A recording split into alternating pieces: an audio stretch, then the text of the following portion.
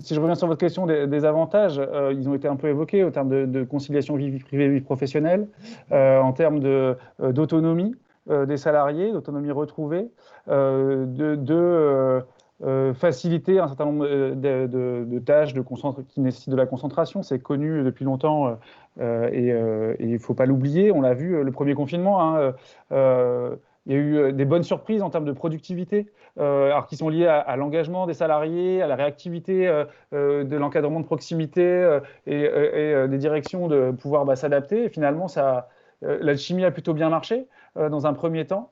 Avec des résultats qui ont été plutôt satisfaisants, malgré un contexte un peu anxiogène au point de vue sanitaire et économique.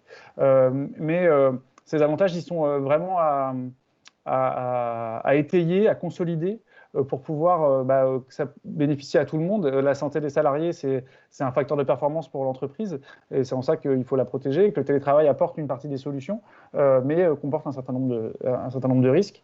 Et d'où l'importance vraiment de pouvoir le surveiller au quotidien, peut-être plus que dans les organisations traditionnelles où on pouvait avoir l'impression que ça roulait un peu tout seul. Là, le fait qu'on soit à distance, ça rajoute de l'incertitude, ça rajoute une perte de contrôle et il faut avoir en tête de suivre ça de près, alors sans tomber dans le surcontrôle et dans le surreporting,